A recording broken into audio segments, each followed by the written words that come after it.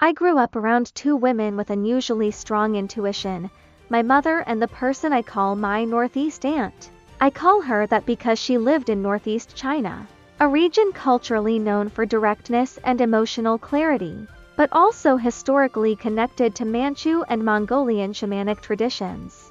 When I introduced my aunt to educated social circles in Beijing, she would immediately say deeply specific things about people's personalities and lives.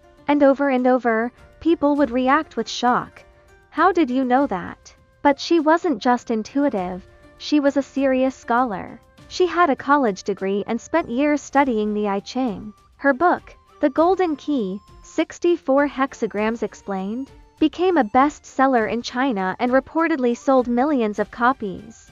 What fascinated me was how she described writing it. She said the interpretations came in a kind of free-flow state, almost like channeling. At one point, someone known for S-related perception told me, "Your aunt carries invisible trigrams on her back." And honestly, that metaphor stayed with me. Because the I Ching didn't feel like something she merely studied. It felt embodied in her. This happened during the height of Qigong culture in China, when many people believed consciousness and perception could be expanded.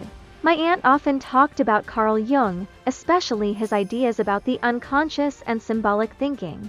And interestingly, both Jung and my aunt experienced childhood trauma before developing deep interest in symbolic systems. At the same time, my mother in America displayed similar intuitive abilities despite major language barriers. Sometimes she could understand people emotionally just by interacting with them briefly or holding their hands.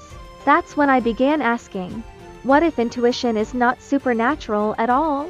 What if it comes from deeply internalized symbolic knowledge passed through generations? My aunt often said that the I Ching was never meant to be static.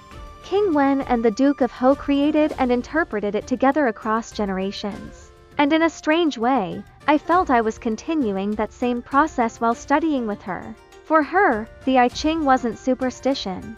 It was cultural memory, philosophy, psychology, history, astronomy, and accumulated human observation encoded symbolically.